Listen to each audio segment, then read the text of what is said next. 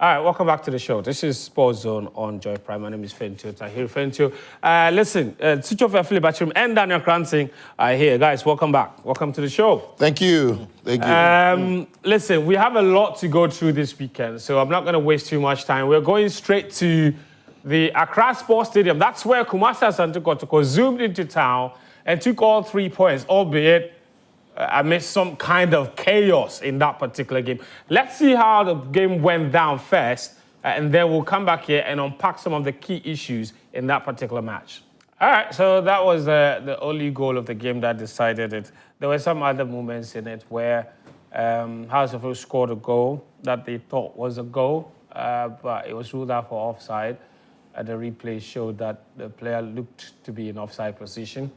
Then after, the referee was attacked by one House of Oak player, I think Issa Mohammed, who has since apologized for his conduct in that particular game.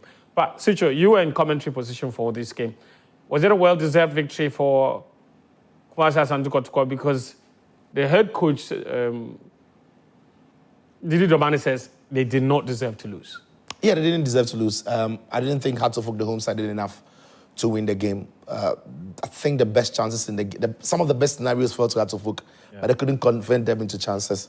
But the best chances fell to Kotoko. And in the end, I always thought going into the game, when I was preparing to run commentary, that the first goal was going to be crucial because of how good these two teams can defend. And it turned out to be true. Once Kotoko got that goal, Hearts of Oak just didn't have that cutting edge in the final third. They looked very blunt in the attack. And Kotoko just managed the game from that point. They defended really well. Ensu and the captain, Sambo, and they were brilliant. Cameron didn't have a lot to do in terms of testing from the Hearts of Oak attackers. So in the end, I didn't think Hearts of Oak deserved to walk away from the game with maybe anything. Of course, football is funny. They could have walked away with a point, but no, not a win for me. Kotoko deserved it. Yeah, it was quite disappointing from a Hearts of Oak point of view.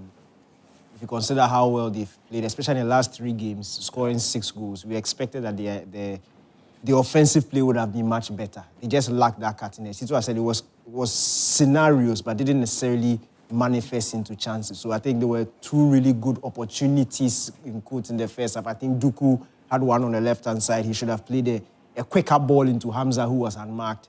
It ended up being a very poor pass. Then again, it happened a couple moments later, where he had the ball on the right-hand side. Another time, just to cut the ball back for Hamza. But apart from that, when you think back in the game, as Sicho said, Kamara didn't really have to make any serious save in the game. And the best opportunities, the moments that got fans gasping or off their seats came to Kotoko in terms of chance creation. I thought that Amidu chance should have been a simple goal. Yeah. Lovely play from the entire team. 1-2s, and then he picks the ball up in the box. Unfortunately, he can't finesse it past Benjamin Asare. But aside that, I think it was a deserved loss for Hearts of Oak. If they had gotten a point out of it, I think that would have been a steal for them because Kotoko, to be frank, they deserve to win. I thought it should have been 2-0 by the end of the first half. Even the second half, if you remember, the Asibe back pass and then Donzu should have finished that one, but just wasn't able to hit the back of the net. But Hearts of Oak never really got that chance that you would say that was the moment they should have got an equalizer. And it's fast becoming a problem for Hearts of Oak. Their home form has been terrible. They've won just once, drawn the rest of them, and now gone on to lose. But it's the first defeat for them in the season, coming up against Kotoko. So Didi Dramani knows that his home form needs to improve. Obviously, if you want to win any league in the world, you need to take a lot of points at home and hope that you get considerably a reasonable number on the road as well. Away, they are the best in the country. At home, they are not looking too good. Yeah. So anyway, Ejeda remained top of the table. There was a top of the table clash with Mediama. You're not going to talk about the controversy of the offside goal. No, which one in particular? Oh, there were 2. There was an offside decision, which was a clear offside. Well, it's debatable, and then there was it wasn't offside, and then there was the handball on Asibi at the end of that first half. Yeah, I think that's where the conversation is. I don't think the referee's position did him any favor, so it's the time referee also made the call. Maybe the referee would think about proximity even if he saw it. I was wondering if the ball came off Asibi before the hand, but in the end it looked like the striker played the ball into his hand, and his hand was somewhat away from his body. If the referee had pointed to the spot on the end of that first half, I'm not sure many people would have complained. But yeah, that wasn't given. Kotoko won, so the people haven't made a lot of news about that. Yeah. But then that Hearts-Kotoko goal that was disallowed, the player was in an offside position when the ball was coming to him or when contact was made to the ball. Then he came back to an onside position. But the big question was who got the final touch of the ball before it got to the eventual goal scorer of the disallowed goal. Was it the Kotoko defender who headed the ball back and in this case made it a back pass, or did the ball touch the Hearts-Kotoko player?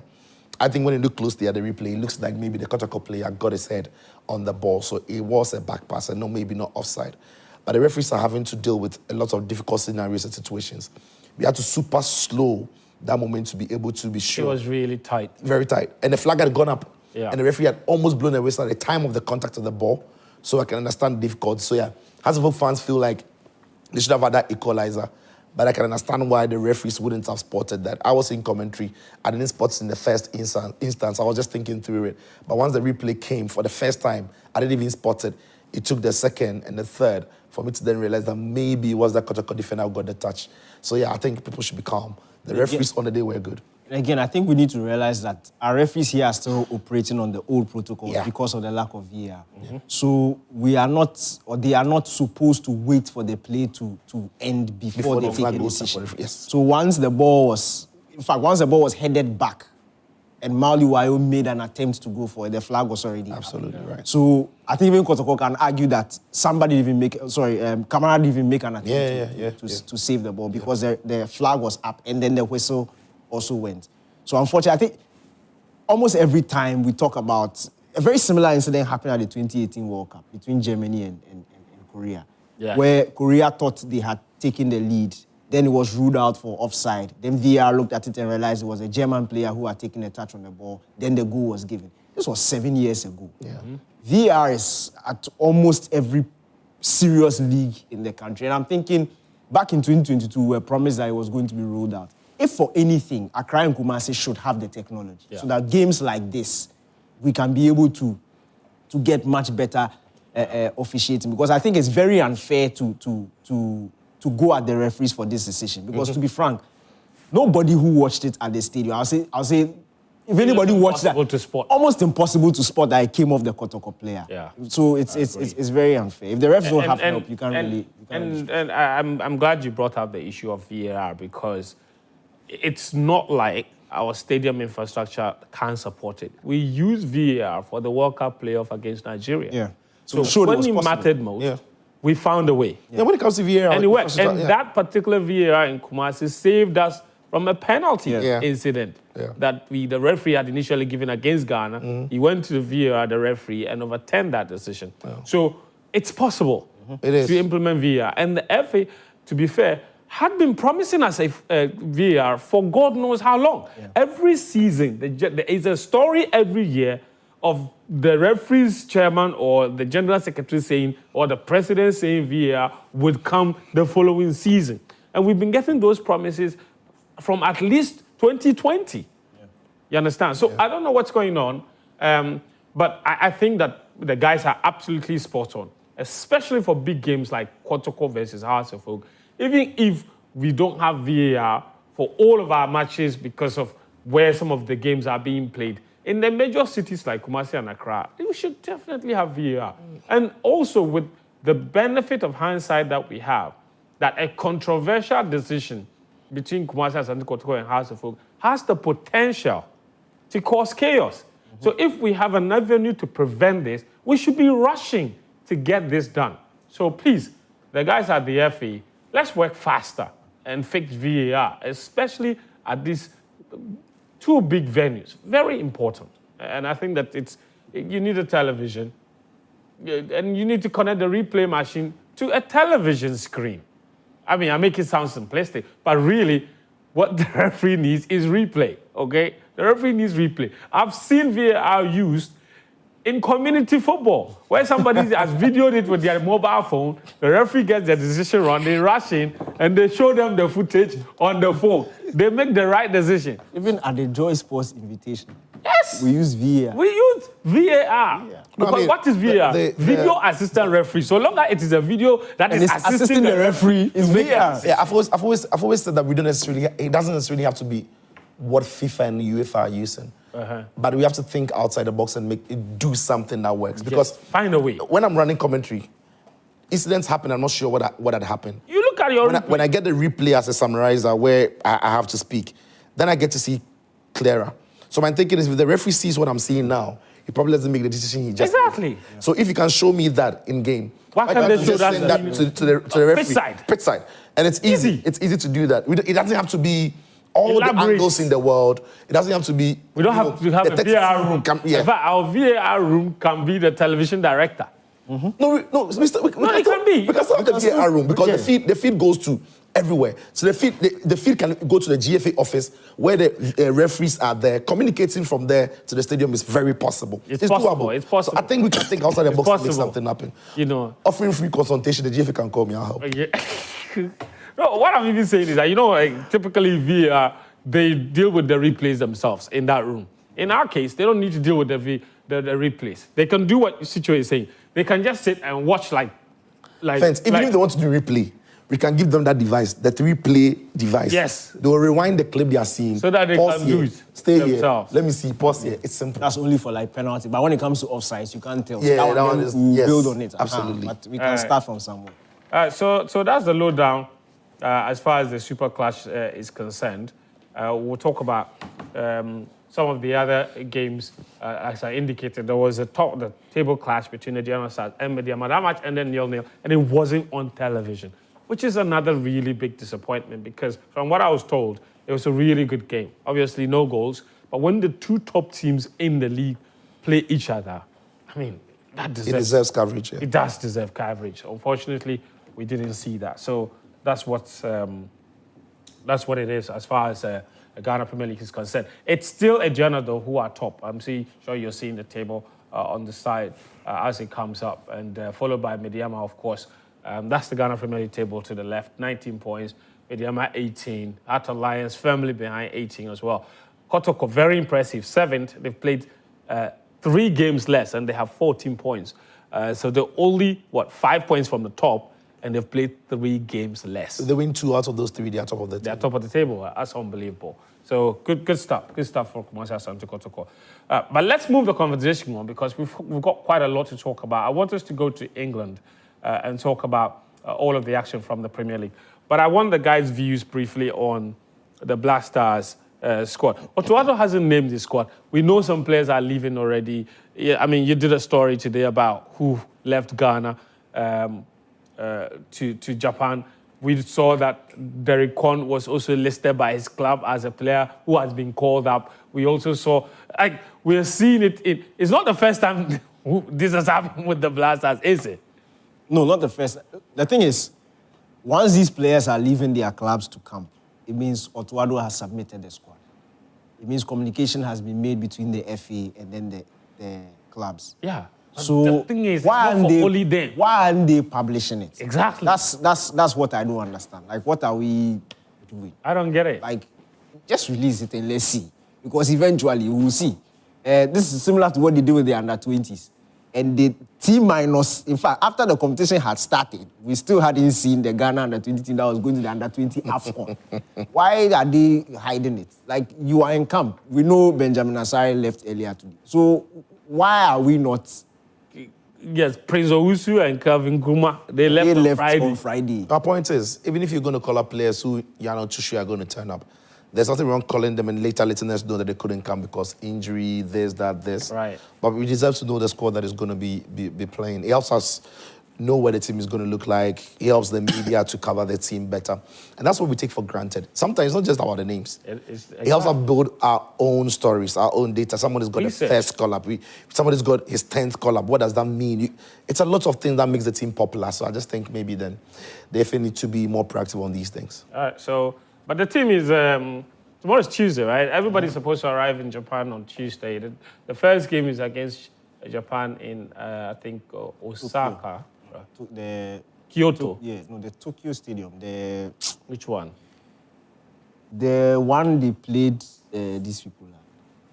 Their last friendly. Brazil. Tokyo. It's in Tokyo too. So you are just coming from. They should be telling us. I went to Japan National Stadium. on this Olympic Stadium. You didn't tour. You just went to do Olympics and came back home. You're not serious. I didn't tour other stadium. I taught other places. You're not serious. I didn't tour other stadium. I taught the most important stadium. I worked at the most important stadium. Well. You don't do conscience. You don't do babies. Yeah. So it's called the Toyota Stadium. Toyota, right? Okay. Right. Which side of Tokyo is it? Why you ask me? I'm go there. You don't usually this guy. I was thinking when you mentioned Toyota, you would say, "Oh, that is here." Asking me.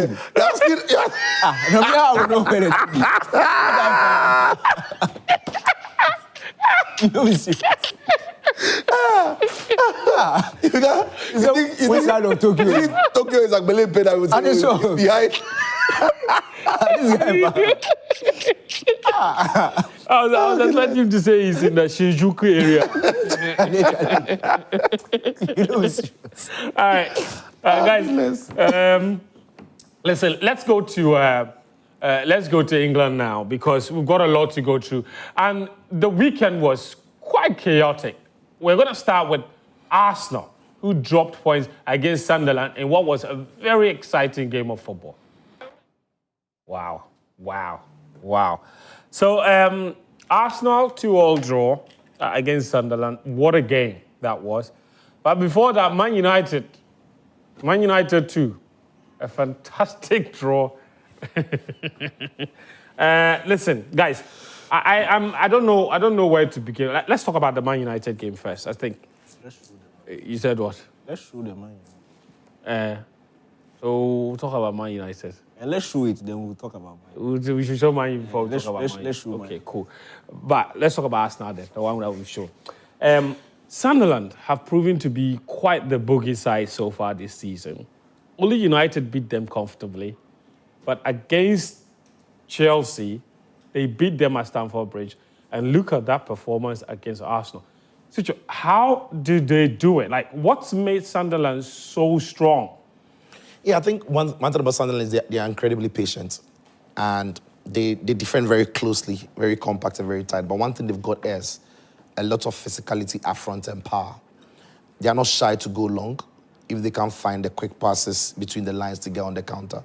But they respect that when they are underdogs coming into games, they want to defend well, shield the back, and then release their frontmen to go with the pace. And the good thing about them is they don't easily give away possession. They are not ultra attacking. They are sitting in the mid block at times very even low. But when those midfielders in Xhaka in the way he orchestrates, when he gets the ball, they don't give the ball away easily. And so in the game against Arsenal, they were just... The first goal also helped, obviously. Mm-hmm. So once they got that first goal, Arsenal had to come out at them and try to get the equalizer, and Arsenal did get it. Trossard probably with the magic. But then from that point, they had nothing to lose. And that's where they can be dangerous, because they can throw the ball long, they can commit a lot more bodies forward, and all of a sudden now, Arsenal need to do the defending, and Broby comes up with the goods. I think that the signings they made over the summer has been very, very crucial and important to them. They spend the Joe Bellingham's money well, because it was to help them to have a safety net from the FFP or PSR, in this case in England, and they've made the most of that. So yeah, they've had a great season in the Premier League so far. Yeah. I think they'll be aiming to finish somewhere in top 10.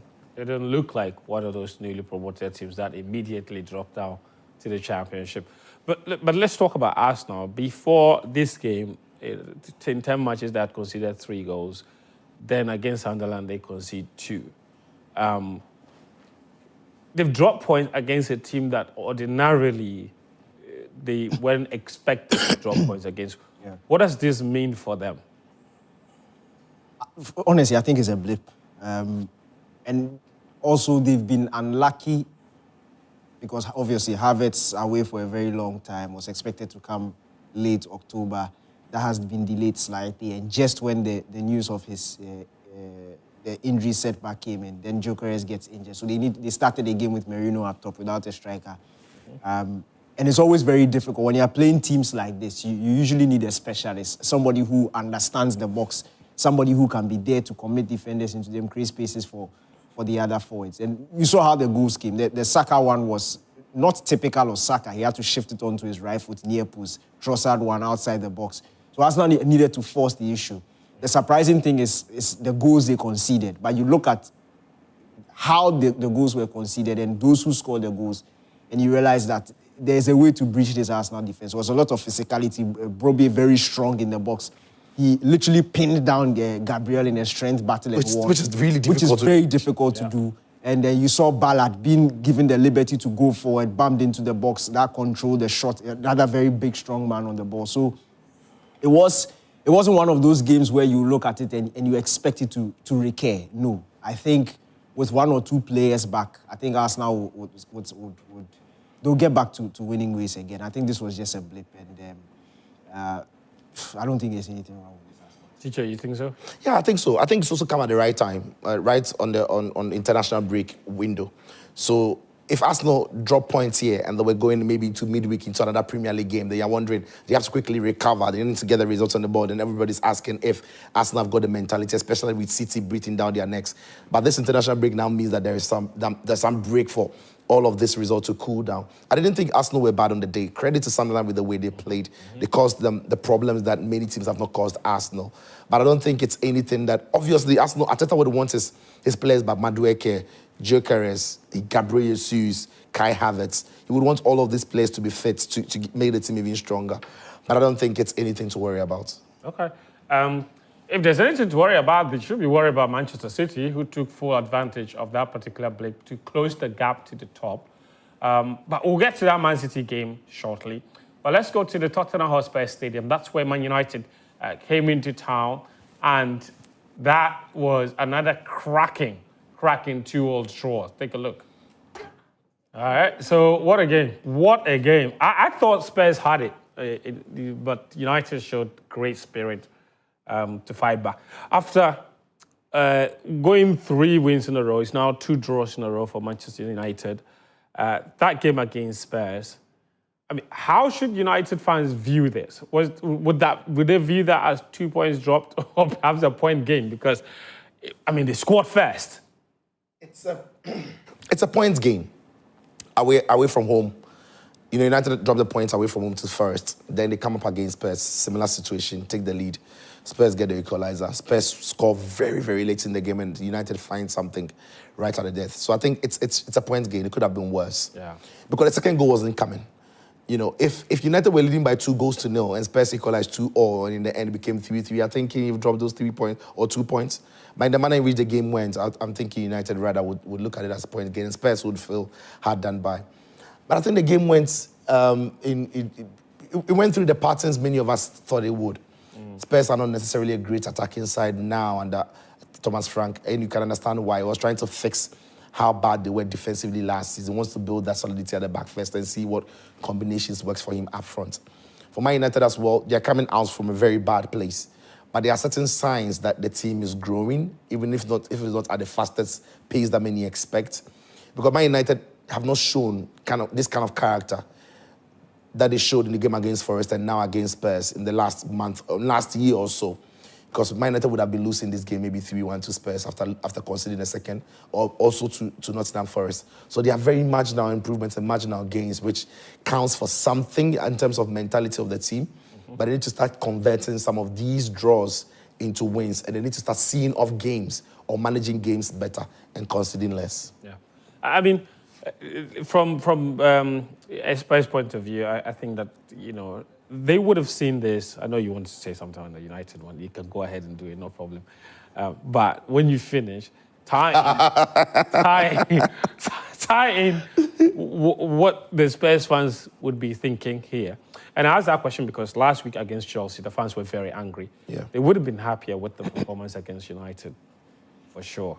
If I was a Spurs fan, I'll not be happy. I'll not be happy. That was far more purposeful than that performance, that drab performance against Chelsea, to be fair. No, okay. I'm saying it because there was a lot of hope coming into this season. With the manager you bring in, the players that they brought in. I said last week, the squad they've built, for me, there's no excuse. Wahala, but we are I'm saying, in context of this game, yes. First half, they were poor. Deservedly went down a goal. Second half, they created enough opportunities to win the game. Lamens made some really good saves to deny them. Then you scored 2 goals in 6 minutes. Bro, you scored the second goal, 90+2. Man United were down a man because Sesko had gone off injured. All you had to do was to manage the game for 4 minutes, and that was it. You would win. Do you know the problem? That's the problem. The problem is also Richarlison. Every time he scores, he takes off his shirt. Somebody. You know win. You know win. That one's Somebody still should have And he done keeps it. doing it. Somebody will put the shirt back in. Somebody. Yeah, and the goal they considered was really poor. It was a very poor nobody goal. marking delete. Look, at the fast very stick. Yeah. I remember tweeting, I was like, what kind of defending you see, is this? mine from the Spurs point of view, I was happy they were doing that. But from the Spurs point of view, once Richarlison scored, it was game management mode. Absolutely. Suck the life out of the game, pass it sideways. It's like they were looking for it. Man United now were desperate, so you know they'll be swinging balls in. But when you get there, when you win the ball in transit, don't be too quick to turn over. Yeah. Suck the life out of it, sideways. Why is Man United getting a last-minute corner when they are a man down? Like, you have the extra man, you can pass the ball around there. You always have a scenario where you have an extra option to pass to. So that's a perfect time for them to have played that. They didn't do Omonyade and ended up conceding a last-minute equalizer. But from a Manchester United point of view, yes, it was disappointing. The second half wasn't the best. But when you are 7 minutes away from victory against a team that has struggled to score goals, you look at the goals they conceded. I don't understand how Matthias Tel gets that much space after the touch away from the defender to turn and shoot in the box. It shouldn't be happening. Somebody else should be closing down. He should be under contention before he takes that shot. That didn't happen. And then the corner go to set piece, the ball is swung out. Ugarte, you see, sometimes in life, when it's not going your way, you will always be. You remember Maguire? Yeah. Maguire will be minding his business, and then somebody will kick a shot, it will kind of hit his buttocks and enter, and he's a culprit. Sometimes The it happens. proper definition of when he raised. He paused. So, unfortunately, Ugarte was the one who was playing them, the guy onside. But again, it shows character. We mentioned it last week. If this was a month ago, if this was 2 months ago, this is a simple win for Tottenham Hotspur. I agree. But some way, somehow, they were able to dig deep and get the result. And 11 points from 15 is not bad. 4 points drop from the last 5 Premier League games. It's not bad at all. And you are looking at successive away games. Now, if you look at the fixture list, it's looking good. And the Greens are going to go from now to 31st December. If Man United can maintain the form they are currently in, the Greens will flow. And it is very important because... The form they are currently in is 2 draws in a row. No. It's That is 5 if you games. want to call it It's two 5 games. games unbeaten. 5 games unbeaten. Yeah, Yes. no 5 problem. games I unbeaten, also 11 see for 2 Ds in a row. 5 games unbeaten. Fact, I also see 2 Ds in a row. I'm saying the fixture list from now to December Don't worry. looks really good. And it is Who are they important playing that next? Man United maintains this good run from now up until December. Because when you look at the table, it's very close. Yes, agreed. One more drop point, you are in the bottom half. Yes. Like, it is that close. So, Like last weekend, Liverpool were what? Languishing in like 8th. They win 1 game and they were push. 10th or Then- something. then they Today drop they back are down. back down. Anyway, so thank you for that. So the key things that United have the potential to go on some green run up until December because the fixtures favors them. We'll be here. We'll be here. Don't worry. Let's go to Stamford Bridge briefly. That's where Chelsea played host to Wolverhampton Wanderers. That much ended 3-0 in favor of the Blues. All right, Alejandro Garnacho with a man-of-the-match performance, 2 assists for him. Drop performance from Chelsea in the first half, but they turned things around in the second half. Credit to them with the new substitution. Estevao came in with some magic. Malo Gusto scored his first ever professional goal as a footballer. hey, That is crazy. Not just since signing for Chelsea, in his entire career. This is the first time he's ever scored a goal. And, you know, you could see that every player was happy for him. But, Tucho, I wanted you to pick on Chelsea's two things. The performance of Garnacho and then the conversation we've had in the past about whether or not Estevao should be starting more matches. We saw the impact again that he had since coming off the bench. Yeah, I think we've seen some of these things from Garnacho. He's got days like this. The question is if he can be consistent in producing these moments. It's a hard runner. He can see across when it's there, but can he deliver it and the weight of it and timing of it? can he make the right decisions in those areas? I thought all of those things came to play and came together effectively for him in the game against Wolverhampton Wanderers. It must also be said that Wolves' defending wasn't great, but he wouldn't care. He still had a job to do, and he did it. Created 2 goals, one for Gusto. Gusto has got him to thank, put it on the plate for him to score his first ever. It really was an easy one. Goal. Yeah, and also then set up Pedro Neto for the final goal for Chelsea. So Garnacho has got this in his locker. Enzo Maresca now has to tune consistency out of him. The issue of Estevao, how do you like pronounce Estevao? Estevao. The Brazilians say Estevao. Estevao. Okay, everybody else says Estevao. It's fine. All right. So right in English, Estevao. Estevao. I love it, Estevao though. Anyway, on him, I think that Maresca has done a great job on him or with him. Because what Maresca is trying to do is not to put the young Brazilian under pressure. He's coming to Chelsea not only for this season, he's going to be there for a lifetime. Yeah. So you want to be careful how you ease him into the Premier League, which can be very unforgiving, tough, and difficult for players to settle in. So they've not put that... He's coming with a massive reputation from Brazil, but they've not put that pressure on him as a star player who's coming to take Chelsea to the next level. Yeah. They've brought him as a good player who's going to help the team play well. So they've eased him into the Premier League, giving him all the experience he needs in the Premier League with the game time that they are giving him. It's only a matter of time before he starts game, because with the cameo rules he's having, he's playing well. But the management of his talent and managing him and easing him into the league, I think credit to Maresca and the way Chelsea have handled it. But his quality, not in doubt. Not in doubt. And to be fair, Maresca did say that he and Neto do 2 completely different things. Yeah, they offer 2 different things. You know, absolutely. He says, and he was very specific. He says he can't ask Estevao to defend as much as he asked Neto to do. Yeah. So maybe in games like this, it's perfect for Estevao. Away from home. Exactly. Teams that are good, so yeah. Anyway, do you think Chelsea are title contenders? Before I go to Daniel. Well, I don't think they are. Okay. I don't think they are. I don't think Chelsea have got the squad to manage midweek football, weekend football. Yeah. If Chelsea are going to go far in the Champions League, get into the knockout stages, I don't think they've got what it takes to blend the two. And that is why I put Chelsea out of my top 4. I knew it sounded ridiculous. Even top 4? Yeah, I put them out. They might as well finish in top 4. Okay. But I was looking at it hypothetically, that if Chelsea are not able to manage the squad and get them midweek Premier League, Champions League, Premier League, FA Cup and all the other things, I don't think Chelsea have got a pool of players or quality players. Because the thing about Chelsea, though, I have to say finally, is when they take off one of their more important players from the team, the backup is nowhere near close. Right? And so when Cucurella is not available, Hato has proven not to be reliable. And we've seen it in centre-back. They can't trust any of the centre-backs if their first choice centre-backs are not there. Liverpool has been injured and Chelsea have struggled to find a consistent replacement. Take off Enzo Fernandez, Andre Santos, not quite. Yeah. When Caicedo is off... that problem is probably more profound in midfield and defence than in attack. Even in attack, really. I mean, Palmer's been out a long time. They found a way to still score. No, they will, but... Chelsea are the second top scorers in the Premier League. Fair enough. They've done it without Palmer. No, that's fair enough. Chelsea have chipping goals from everybody because they've got good players who can score. I'm looking at specific positions. Yes. If Delap is not playing, and when Delap hasn't played, it's been Joao Pedro. But he struggled in the Premier League. He hadn't scored a goal in 5 games or hit a shot on target. Joao Pedro. He hadn't even hit a shot on target for like 5 games and he scored back-to-back now. Yeah. So I'm saying, with Delap is not there, who's his replacement? And even Delap, is it the one you think can lead Chelsea to win the Premier League? I just think it's still a team that they are forming, not ready yet to win the Premier League. Okay, do you think that Chelsea fans have been a little too hard on Maresca? I mean, look at that performance in midweek in the Champions League. Then they pull up this and they lose against Sunderland.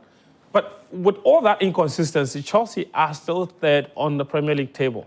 Yeah, and just 6 points behind the leaders. They are world champions. I don't see how you can conquer your world and not win your domestic league. I think they are more than capable of winning the league this season. That's why I picked them as number 1 to win the Premier League. And you said it. In all these inconsistencies, just 6 points. Literally, just 6 points that separate. I just imagine Chelsea, they beat Sunderland at home. Chelsea from and that was it. It would be 3 points. It's really that close. What if Arsenal won? But again... And what if City hadn't lost any game? No, yeah. I mean, if doesn't play football. No, but the point is... You didn't spot that when Daniel says, if United can keep this form, they will have a lot of greens. I didn't see you point out the if. I don't respond to everything. We will show you what's Don't tell me what to respond to. No, but yeah, I think Chelsea are more than capable. And to be frank, look, the key is to be close at the crucial times. And we are going into December, and they are just 6 points. Have this conversation at the end of the year. By 31st, they are closer to the top, because I think Man United will be first or second by 31st, but that's beside it. If Chelsea are close to the top by 31st of December, we can have the discussion. Similar thing last season. They were what? They were a win away from going top at Christmas, and they went to drop. So for me, they are more than capable. To be frank, they've grown from last season. They've got much better players. You say they are struggling, but they are second highest scorers in the league. They are 6 points from the top. I don't see them struggling. I think if you can conquer the world, there's no reason why you can't win your domestic league. Yeah. So Chelsea are building a team for the future. Young squad. They overachieved by winning the Club World Cup. So I don't think it is fair. Who named Chelsea? Who named Chelsea? I'm joking. I don't think it's fair to put the pressure of winning. Chelsea will win the league. Young squad. They will win the league. You said the manager is trying to ease young players in. Who named Chelsea? Squad depth isn't really there. So I don't think Chelsea are building for the future. So give this team another 2 to 3 years, and they'll be competing for the league title. It is what it is. Let's go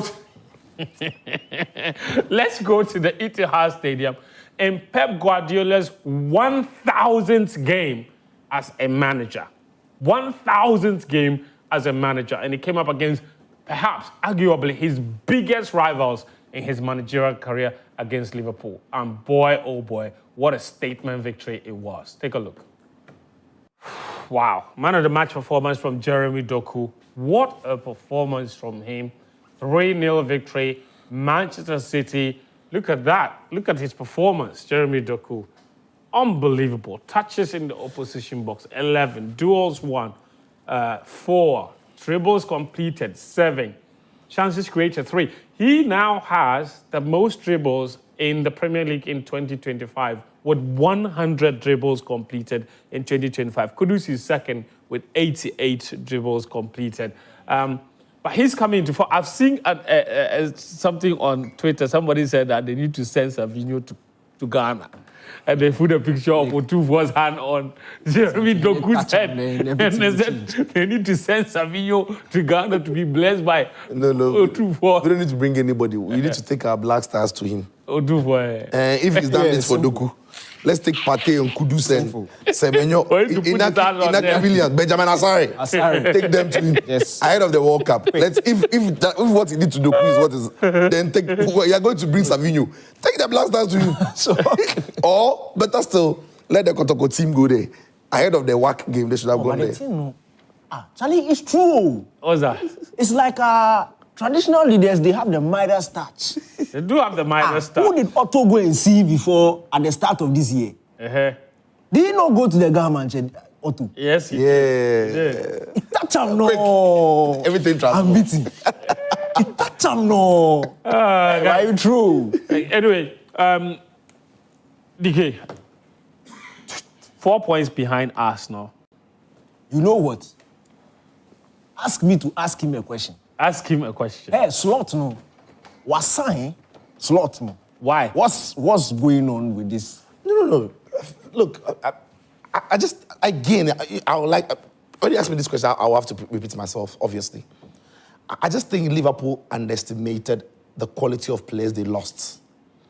And Liverpool also overestimated the players they brought in. And it wasn't necessarily because of the quality, but because of how they were going to fit with their important players that are there now. And it's just not coming together. And if Liverpool are going to win, they can't use the players they've got now to try and play the same way they were playing last season, because what they tried to do was to play Florian Wirtz in the position where Cody Gakpo or Diaz would have played.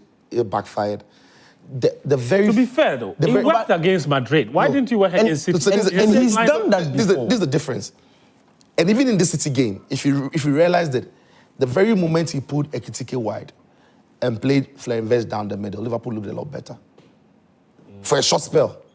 And in the game against Real Madrid, for most of the time, Ekitike had to peel wide, allow Florian Wirtz to go down the middle and be almost like the false number 9, Roberto Firmino kind of thing. But when you've got Ekitike and Isak, there's no way you're going to play a false number 9. So you've got a big 120 million pound problem on your hand, who is almost looking like a misfit. Because even though he's a good player and he's good talent, it's taking time for him to gel with his teammates and play well. But you have to try and get the best out of him in a difficult time. And your more important players in Van Dijk and Mo Salah are also not playing well. So Liverpool have got a big problem on their hand. And Arne Slot is them. What do you make of that? Ask him a question. No. Since you are on the Liverpool, I'm asking about Man City because Bankusro, the Van Dijk goal. Yeah. What did you make of that particular goal being called an offside? And I don't know if we have the highlight. Let's show that Van Dijk disallowed goal again if we have it, just so that we give viewers an idea of what we are talking about. So the ball comes in. Yeah. Robertson is in offside position. He heads it in, and then it's flagged for offside because what? Robertson ducked. Yeah. So if you want to go to the letter of the law and the rule that IFAB is operating with, that is absolutely offside. The problem for me is with the rule, which says three things. If the player is in an offside position and he interferes with play... Look at him. Is he interfering? He ducks. So the interference, they said, I think, two things about interference. Yeah. If it's in the eyesight of the goalkeeper, it's an offside. If he interferes with play and psychologically affects the goalkeeper's movement, it is offside. So I think they fell on the second rule, which talks about psychologically affecting the goalkeeper. Because even though it's not directly in the eyesight of the goalkeeper, the periphery of the eye of the goalkeeper can see a red shirt. And that red shirt is almost darkened, as if he can head the ball. So to be fair to a goalkeeper, when you're standing in the goalpost, any human being, and the ball is coming towards you, you're affected by the movement on your left and right, if it is close. So psychologically, the position and the movement of Robertson... Even if it's not directly in front of him. Yes, would have affected him, and that is how the law was cut. Is there a problem? I think so, but the referees had to apply it, and they applied it to the letter. I don't think it's a problem, because if Donnarumma is my goalkeeper, I want him to have full sight of the ball with players in legal positions. Right. We saw the Man United incident with Richarlison. Yeah. Richarlison barely had a touch on the ball. It was almost like a graze. But if he was offside, it did affect Lamens. Because once a player makes the move, whether he's going to head the ball or not, you, the goalkeeper, will have to quickly anticipate and decide whether is a player going to head it, do I need to readjust, or I'm going to continue with the flow of the ball. So, from the defending team's point of view, it's not a problem. The rules are right. So next time, Robertson should watch the line. Because there's an offside line. The Man City players were wearing blue. So when the ball goes out, you see the way everybody goes, he should go some. He shouldn't sit there and koto. Because if you koto... Would that go... I mean, fair point, I agree with you. But at the AFCON, would that have changed the game? Ghana versus Cape Verde. Connesdorf as Asimero. Would that Van Dijk goal had it stood? Would that have changed the game? Would it have changed anything, you think? Maybe, maybe. But the question I really want to ask Danny though, is this. Are Man City back in that sense? We saw their performance in midweek. It was convincing against Dortmund, like thumping victory. Then they followed that up with this game against Liverpool. You can argue that the opposition, but they can only play those in front of them, and they've statement victories in both of them. Do we have a reason to be afraid? If you're an Arsenal fan, do you have a reason? Me, not even as an Arsenal fan, as a Premier League fan, I'm not afraid. But if Pep Guardiola is within touching distance of the top, you will be a fool not to look back and quickly adjust things. So once he's there, you have to give him the respect. But genuinely, in as much as City are winning games, they still haven't struck fear into me. Like they still look very beatable. So for me, they still have issues. But the thing is, look, again, if Pep is this close to the top, we know him. It's just one thing. And then all of a sudden, he's fixed all his problems and they will look unstoppable and they can go on this run. But as at now, I still think they look very beatable. I think that the best team in the league right now is a team on top of the league. I'm not really afraid of Man City. I have a question for you. It's a quiz. Let's see who gets it right. I'm probably sure that one of you would get it correctly. You know, Pep Guardiola's professional management started with Barcelona B, and then to Barcelona A, then Bayern Munich, then Manchester City, 1,000 games. Here's my question, though. With which of those clubs do you think he has the highest win percentage? Highest win percentage? Yes. Man City. So, Barcelona B, Barcelona A, Bayern Munich, Man City. My question is, with which of those clubs does he have the highest win percentage? Man City, last season was spoiled.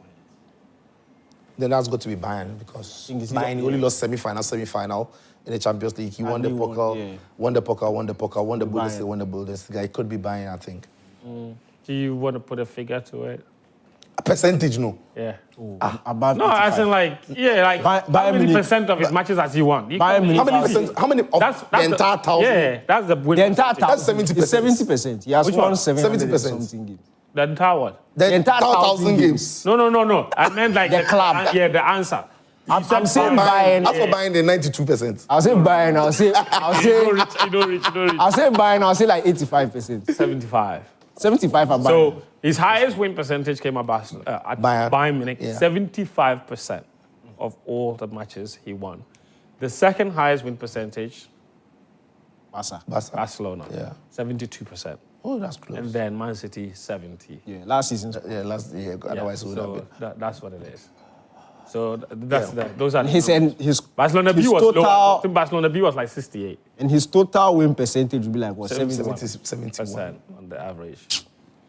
If Mourinho had stopped 10 years ago, he would have had 70. All right, you're watching Sports Zone. We've concluded our conversation on the Premier League. There's La Liga, Serie A still to come. Plus, we will touch on Nigeria, DR Congo, the World Cup playoff matches happening on Thursday. We'll talk about them as well. And lots of your messages. So when I come back, I'm diving into your messages. So keep them coming. Your thoughts on everything we've talked about in the last hour.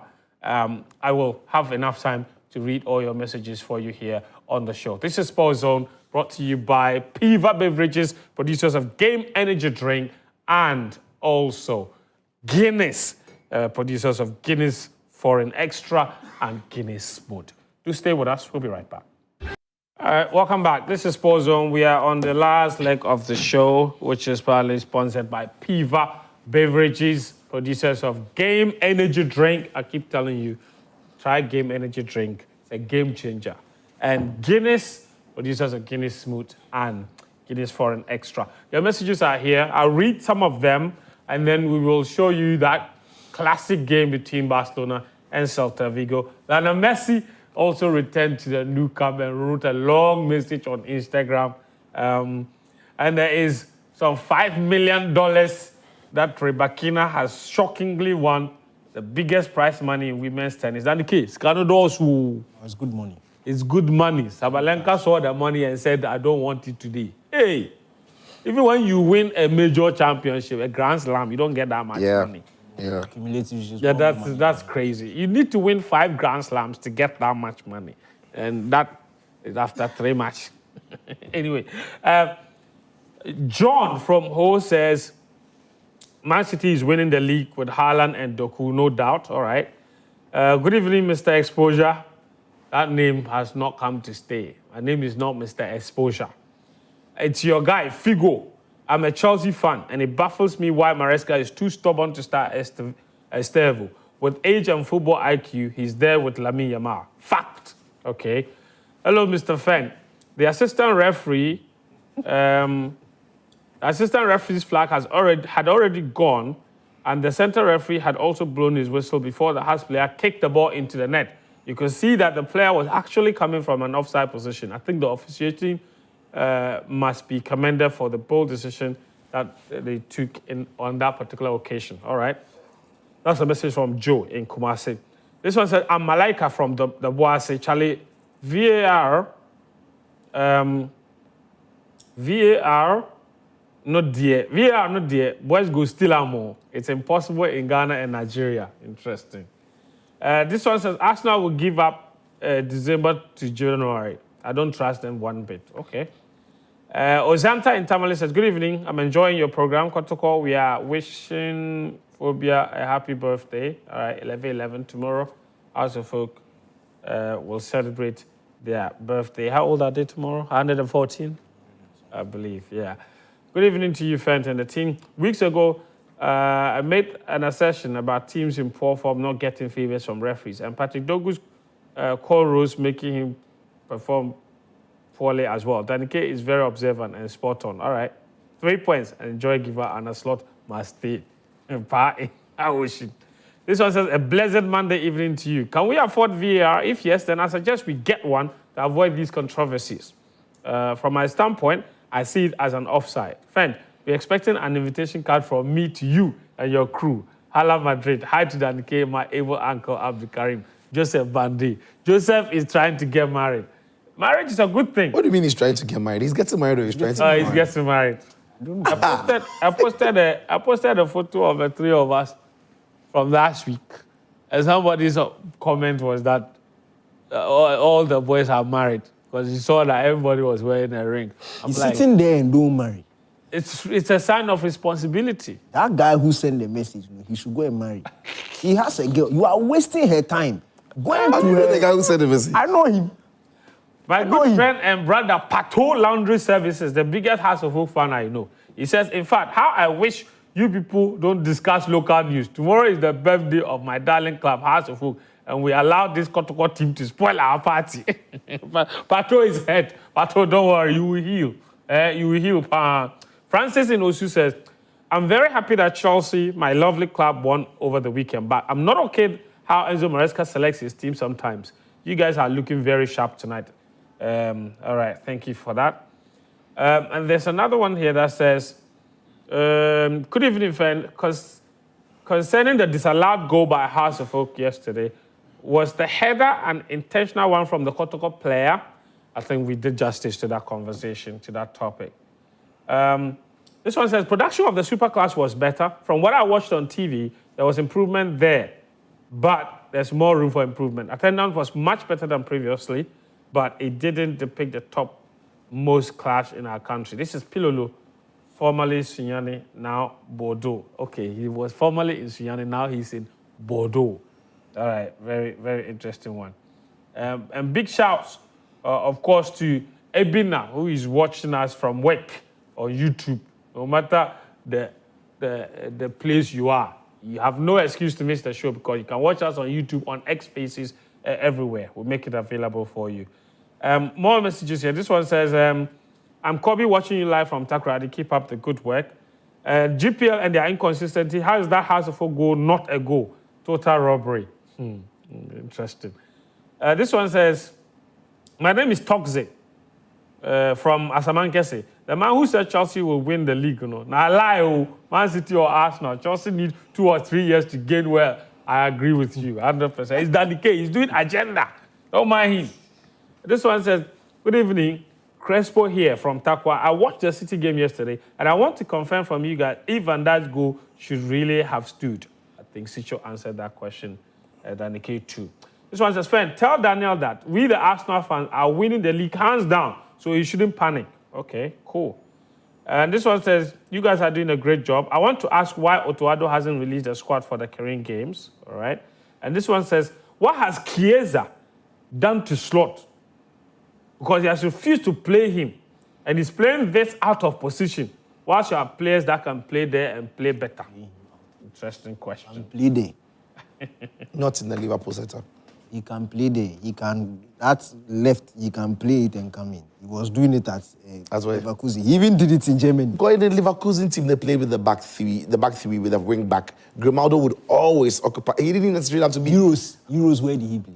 Where? Is it not off the left hand? No, but he was always interchanging with Barcelona. So he should interchange with Lewandowski's hat-trick was what saved Barcelona in a cracking game that produced 6 goals overall. Take a look. All right, so Robert Lewandowski is back with a bang, right?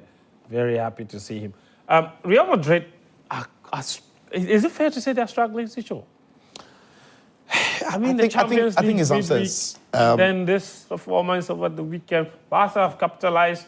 they've now closed the gap at the top of the table. Truth of the matter is those two teams are struggling. Both teams are struggling. It's now 3 points. Yeah, I think Real Madrid, they've not been convincing from the start of the season. Yes, they are picking up the point, they are digging in, they are winning games, but they've not really had any convincing run that tells us, that's a dangerous team, that's how they play. I think Alonso is still figuring it out, but unfortunately for him, their key players were not happy in the team. Another day we'll talk about all the politics and how players are not happy in the side. For FC Barcelona as well, they are struggling. We know the problem that they've got, a lot of injuries. The back line is not as solid as it was last season, still being cut off the high line. If you see the highlights, Barca can't keep scoring 3 goals to save themselves from defeat. If they can't defend well, it's going to go a long way to hurt them because they have to score 4 times to make sure they will win this one. Yeah. They have to score 3 times in midweek to avoid defeat. It's not sustainable. Not sustainable at all. I agree, 100%. Danny K, Lionel Messi was back at the Camp Nou. Big man. He said, in the Spotify Camp Nou. By the way, when are they supposed to open this?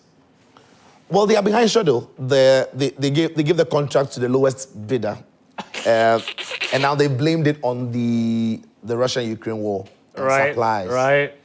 But if they work to a certain level where it can be used, I think after the international break or a couple of weeks after that, they can go into it and start playing some games. Yeah, the first time he's been back there in a while. I think since he left, right? I don't know if he's thinking about seeking a loan move from the MLS. You know their season is over. They can seek a loan move, join them, still stay fit and fresh for the World Cup in the summer. Yeah. You wonder if that will be playing on his mind, or some other teams around Europe will be thinking about it. Yeah, he said he can't wait to come back, but not just to say goodbye as a player, but so maybe that possibility still exists there. Anyway, so we'll see. If he comes, me and Emma will take off the number 10 quick. What becomes of it? You will have this. Bayern Munich's winning run finally came to an end, and it took Union Berlin to stop them. These are the highlights. Again, I mean, it's. I was very impressed with Union Berlin in this particular. Did you see Luis Diaz's goal? Bro. Yeah. That was unreal, like impossible angle. That's what Slot is missing. Slot is missing, those things missing. Like, it was so impossible. Like, we're going to see that Luis Diaz goal next because, I mean, how do you score from that sort of angle? Even the way he kept the ball in play was what impressed me more than the finish itself. I think this is it, right? Yeah. So here's Luis Diaz. Oh, yeah, this is it. Picks out the ball, reverse ball back to Luis Diaz. Look at that. Look at the dribble and look at the finish. Oh, mamma mia. Brilliant. Unbelievable. So I tell you this is what Gapo can do? He doesn't have it in his locker. Come on, man. Sounded like a meme. So that match ended 2-2. And after 16 wins in a row, Bayern Munich have finally dropped points. Our last bit of action we're going to talk about is this game, or these 2 matches on Thursday. DR Congo, Nigeria, Gabon, Cameroon. They are in action on Thursday, and then the final on Sunday. Nigeria, Gabon. Nigeria, they showed the hotel they are staying in. It doesn't look nice at all. Morocco have got incredible hotels. I don't know. And in this period, it's not like Morocco is busy, so I'm sorry. But anyway, I think Nigeria will go through. I'm not too sure about Cameroon. They have problems. Yeah. And I think DR Congo will get the better of Cameroon. You think? I think Gabon and Cameroon will reach the final. Interesting one. Okay, let me know. See, I think. I hope Gabon. I actually think Gabon, if they get their act together, would Aubameyang play or that red card would affect him? I'm not sure. It should affect him. Still World Cup qualifiers, but because that would be the only reason they don't make it. I think Nigeria will be good at Koa all been drafted into the squad. So. Yeah, I think Eric Chelle has been good for Nigeria since he came through. Yeah. So he's unbeaten. I think Nigeria will go through, but I'm not sure about Cameroon. They've got massive problems. Yeah. They need to improve. Gamaleyu and his problems in Russia. Yeah. So we. Anyway, the WTA final between Sabalenka and Rybakina came down to Rybakina winning and a big prize money. But she protested in the way they're treating her coach. refuse to take a photo. It doesn't make sense. Refuse to take a photo with the WTA somebody president. says that your coach is mistreating you. Yeah, someone They reported call the you. coach. Yeah. You say your coach is not mistreating you. Your Right. coach says he's not mistreating. Then they go ahead and ban the coach. I mean, Because somebody has heard the way the coach is talking to you and says it's not So befitting. you think WTA Who wasn't, determines that? you think WTA wasn't fair to her? of course. It doesn't make sense. Doesn't And make any she's sense. been with her coach since he was a child. Yeah. So there's that senior. If he's shouting at her, it's not like and she understands. She said the guy is not mistreating her. Okay. You have gone to ban the guy because you That's say it. That's our show, DK. It's okay. Thank you Charlie, very the much. world is going Thank some you, way. Sicho. They should stop that. My name is Fentu Tahir Fentu. I hope you enjoyed the show. We're back again next Monday with another episode of Sports Zone. Until then, do take care of yourself and bye-bye.